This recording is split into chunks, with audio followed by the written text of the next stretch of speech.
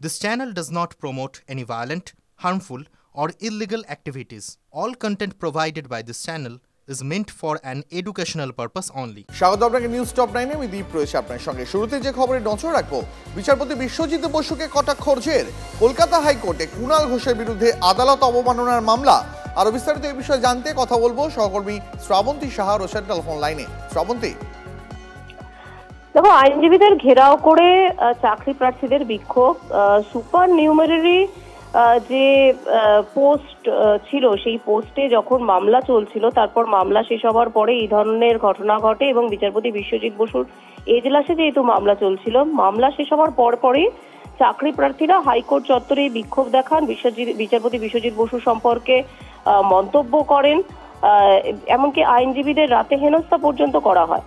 আজকে সকালে প্রধান বিচারপতির কাছে দৃষ্টি আকর্ষণ করা হয়। বারের অজস্র সদস্য ছিলেন সেখানে। তারা বলেন যে কোনো বিপক্ষেই মামলা যেতে পারে, কিন্তু তাদের সেই সমস্ত আইনজীবীদের কিভাবে হেনস্থা করা হতে পারে। তারপরেই আদালতের পক্ষ থেকে এটা স্বতঃস্ফূর্তভাবে গ্রহণ করা হয়েছে। কুণাল ঘোষ সহ রাজু দাস এবং একাধিক ব্যক্তি যারা বিচারপতির সম্পর্কে মন্তব্য করেছিলেন তাদের বিরুদ্ধে আদালত অবমাননার মামলা রুজু করা হয়েছে। আগামীকাল এই মামলা শুনানি থাকছে। শ্রাবন্তী, অনেক ধন্যবাদ তোমাকে।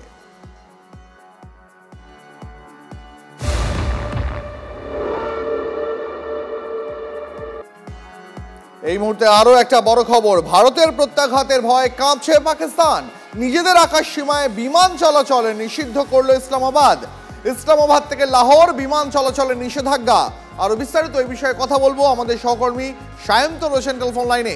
সায়ন্ত, একদমই, দেখো, 28 এপ্রিল থেকে 30 এপ্রিলের মধ্যে এই ইসলামাবাদ থেকে লাহোরের মধ্যে বিমান চলাচল সম্পূর্ণ বন্ধ রাখার নির্দেশ দেওয়া হয়েছে, অর্থাৎ নোটাম জারি করা হয়েছে।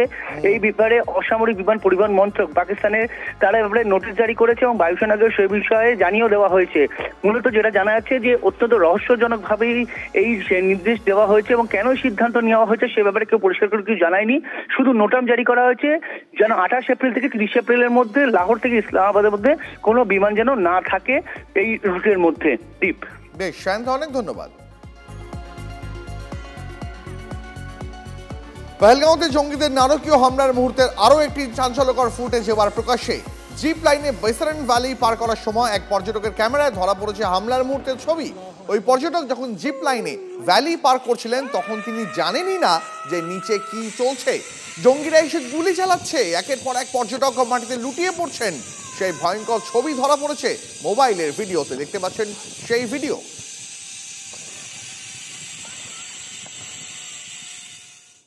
ये चीज़ मुझे मालूम नहीं थी, बट 23 को जैसे मैं अहमदाबाद पहुंचा और रात को सारे फैमिली मेम्बर्स बैठ के उन लोगों को मैं वीडियो दिखा रहा था कि ऐसा ऐसा हुआ हमारे साथ, तब वो चीज़ मेरे को नोटिस में आई कि आगे के जो वीडियो है वो सारे फोटोग्राफ्स वीडियो हमने देखे, तब तक वो मिनी स्विट्ज़रलैंड की तरह था। सब लोग एंजॉय कर रहे थे, सब लोग मस्ती कर रहे थे। पर जब वो बंदा बोल रहा है अल्लाहू अकबर 3 बार, उसके बाद फायरिंग स्टार्ट हुई, तो 110% मुझे भी उस पर डाउट हो रहा है कि वो बंदा कहीं ना कहीं इन्वॉल्व हो सकता है या फिर उसको कुछ मालूम होगा, क्योंकि आगे के 9 मेंबर ने उसको जिप लाइन करवाई तब वो कुछ नहीं बोला, जब मैं निकला तब बोला था वो, और तभी फायरिंग स्टार्ट हुई थी। বৈসরণ ভ্যালিতে জঙ্গিদের হামলার মুহূর্তে নতুন ভিডিও প্রকাশ্যে। ভিডিওতে গুলি চলার শব্দ স্পষ্ট, প্রাণ ভয়ে আর্তনাদ পর্যটকদের। দেখুন সেই ভিডিও। আতঙ্কে স্থানীয় দোকানে আশ্রয় নেন বহু পর্যটক।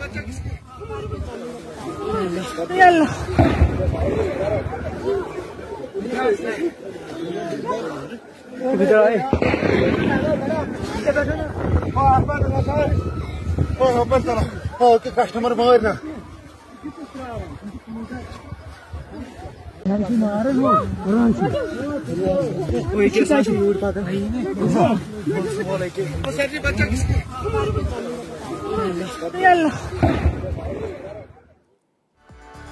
যে কোনো সময় প্রত্যাঘাতের জন্য তৈরি সেনা। প্রধানমন্ত্রীকে এই কথা জানালেন রাজনাথ সিং। কখন কিভাবে প্রত্যাঘাত রণনীতি তৈরি ভারতীয় সেনার, 3 বাহিনীর প্রধানকে এই তৈরি থাকার বার্তা। প্রধানমন্ত্রীকে রিপোর্ট প্রতিরক্ষা মন্ত্রী।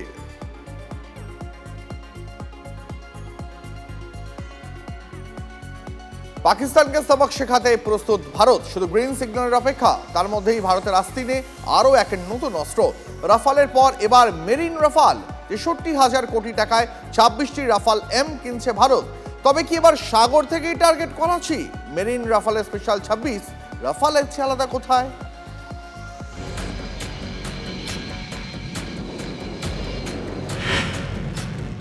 রাফাল পাকিস্তান আর চীনকে চমকাতে 2016 সালে ফ্রান্সের সঙ্গে চুক্তি করেছিল ভারত। 59,000 কোটি টাকায় 3 ডজন রাফাল কেনে ভারত।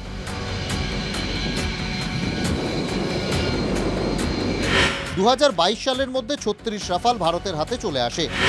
একটি স্কোয়াড্রন আম্বালা ঘাঁটিতে, অন্য স্কোয়াড্রন হাসিমারায়। এবার ভারতের হাতে আসতে চলেছে রাফাল এম বা মেরিন রাফাল। ফ্রান্সে নরেন্দ্র মোদী এবং ইমানুয়েল ম্যাক্রনের মধ্যে আগেই কথা হয়েছিল, সোমবার চুক্তিও স্বাক্ষর হয়ে গেল। 63,000 কোটি টাকায় 26টি রাফাল এম কিনছে ভারত। 2028 সালের মধ্যে প্রথম দফার রাফাল এম চলে আসবে। 2031 সালের মধ্যে চলে আসবে প্রতিটি মেরিন রাফাল। রাফাল এবং মেরিন রাফালের মধ্যে পার্থক্য কোথায়? রাফাল ওরে মাটি থেকে, বায়ুসেনার ঘাঁটি থেকে। রাফাল এম ওরে যুদ্ধজাহাজ থেকে। ভারতের হাতে জোড়া বিমানবাহী যুদ্ধজাহাজ আইএনএস বিক্রান্ত এবং আইএনএস বিক্রমাদিত্য থেকে উড়বে রাফাল এম। যুদ্ধজাহাজে ছোট্ট রানওয়ে, তার মধ্যেই যুদ্ধ বিমান ওড়াতে হয়, তার মধ্যেই যুদ্ধ বিমান ল্যান্ড করাতে হয়। তাই রাফালের সঙ্গে মেরিন রাফালের বেশ কিছু পরিবর্তন করা হয়েছে। বিশেষ দক্ষতা প্রয়োজন পাইলটেরও। মেরিন রাফালের ক্ষমতা জেনে নেওয়া যাক। মিশন অনুযায়ী 780 কিলোমিটার থেকে 1850 কিলোমিটার ছুটতে পারে। 9.3 টনের অতিরিক্ত পেলোড বইতে পারে। 300 কিলোমিটার দূর থেকে আঘাত হানতে পারে। বায়ুসেনার হাতে রাফাল, নৌসেনার হাতে মেরিন রাফাল। পাকিস্তান চীন ফালাফালা হবে, এতে আর আশ্চর্য কি?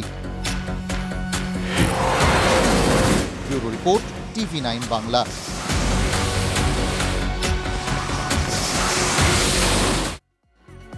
আসি পরের খবরে। ধনিয়াখালীতে সেনাকর্মীর বাড়িতে হুমকি পোস্টার, মুন্ডু চাই লেখা পোস্টারকে ঘিরে চাঞ্চল্য। হুগলি গ্রামীণ থানায় অভিযোগ দায়ের সেনাকর্মীর পরিবারের।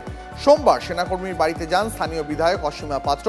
উধামপুরে জঙ্গিদের গুলিতে শহীদ ঝন্টু আলী শেখ যে স্পেশাল ফোর্স ইউনিটের জওয়ান ছিলেন, ধনিয়াখালীর এই সেনাকর্মীও সেই একই ইউনিটে কর্মরত। কে বা কারা এই হুমকি পোস্টার দিল তার রহস্য ভেদে তদন্ত শুরু করেছে পুলিশ। বাড়ি হচ্ছে গৌরব মুখোপাধ্যায়, অর্থাৎ যিনি এখন বর্তমানে কাশ্মীরে কর্মরত সেনা। তার বাড়ি এই বাগনান গ্রামে এবং কয়েকদিন ধরে তার বাড়িতে হুমকি চিঠি আসছে এবং পাশাপাশি তার বাড়িতে পোস্টারও ছাটানো হয়েছিল।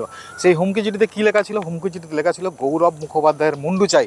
পাশাপাশি তার বাড়ি উড়িয়ে দেওয়ারও হুমকি দেওয়া হয়েছিল এই চিঠিতে এবং পোস্টারে। অন্যদিকে যেটা জানা যাচ্ছে, গ্রামের পুলিশের তরফ থেকে ইতিমধ্যেই কিন্তু পুরো বিষয়টা তদন্ত শুরু করেছে পুলিশ এবং এটাও তারা তদন্ত করে দেখছেন যে এই চিঠি শুধু নিছকই কিন্তু মজা করার জন্য না, বিষয়টা গুরুতর, সেটা কিন্তু পুরোপুরি পুলিশ খতিয়ে দেখছে এবং খতিয়ে দেখে উপযুক্ত ব্যবস্থা গ্রহণ করার আশ্বাস দিয়েছে পুলিশ। হুগলি ধনিয়াখালী থেকে ক্যামেরায় শুভজিতের সাথে সনদ, TV9 বাংলা।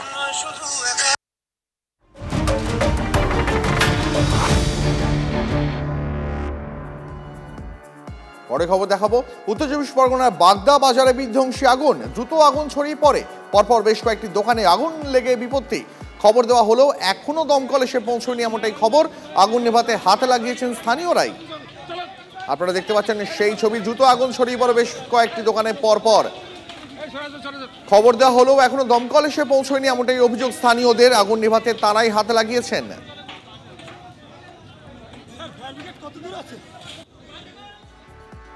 এবার স্কুলের শিক্ষকের বিরুদ্ধে চাল চুরি করার অভিযোগ। প্রতিবাদ করলে মহিলাদের শ্লীলতাহানির হুমকি। পশ্চিম মেদিনীপুরের মণ্ডলিকা প্রাথমিক বিদ্যালয়ের ঘটনা। প্রাথমিক স্কুলের প্রধান শিক্ষকের বিরুদ্ধে মিড ডে মিলের চাল চুরি করার অভিযোগ। প্রতিবাদ করায় মিড ডে মিলের রান্নার কাজে যুক্ত মহিলাদের শ্লীলতাহানির হুমকি দেওয়ার অভিযোগ প্রধান শিক্ষকের বিরুদ্ধে। অভিযুক্তকে দড়ি দিয়ে বেঁধে রাস্তা দিয়ে টানতে টানতে নিয়ে যান মহিলারা। ঘটনাস্থলে পৌঁছে অভিযুক্তকে গ্রেপ্তার করে কেশপুর থানার পুলিশ। প্রধান শিক্ষককে অবিলম্বে অপসারণের দাবি গ্রামবাসীদের।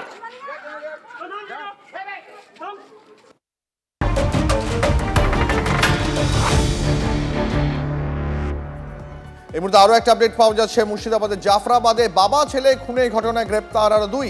আজ ফারুল শেখ এবং মনিরুল ইসলামকে গ্রেপ্তার রাজ্য পুলিশের STF এর। ঝাড়খণ্ডের জামশেদপুরের কাছে সরাইকেল্লা গোপন আস্তানা থেকে দুজনকে পাকড়াও করা হয়েছে। আফজারুলের বিরুদ্ধে অস্ত্র নিয়ে হামলার অভিযোগ এবং মনিরুলের বিরুদ্ধে ঘটনার নেতৃত্ব দেওয়া, এলাকায় অগ্নিসংযোগ ও ভাঙচুর করার অভিযোগ। বাবা ছেলে খুনে মোট গ্রেপ্তারের সংখ্যা এখন বেড়ে হলো 7।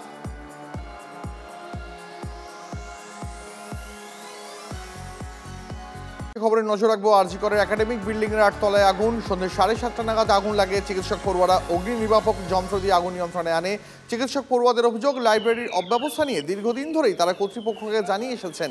কর্তৃপক্ষের উদাসীনতার জেরে এই অগ্নিকাণ্ড। অল্পের জন্য আগুন থেকে রক্ষা পেয়েছেন পড়ুয়ারা। আরজি করে থাকা পূর্ত বিভাগের প্রাথমিক অনুমান শর্ট সার্কিট থেকেই আগুন লাগে।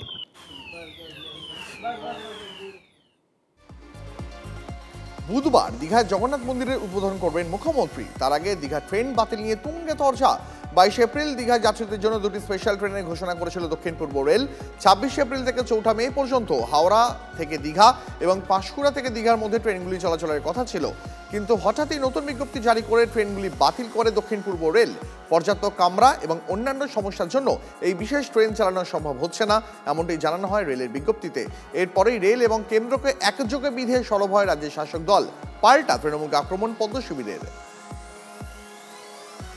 শুভেন্দু অধিকারী, সুকান্ত মজুমদারদের হুঙ্কার যে পশ্চিমবঙ্গকে কোনোভাবে কোনো অবস্থাতেই কোনো সহযোগিতা হবে না, আর সেই জায়গায় জগন্নাথ দেবের মন্দিরের শুভ উদ্বোধনের ঐতিহাসিক ঘটনা, সেই সময়ই ইন্ডিয়ান রেল ট্রেন বাতিল করছে যাতে ওখানে লোক না যেতে পারে, এটা বোধহয় কাকতালীয় নয়।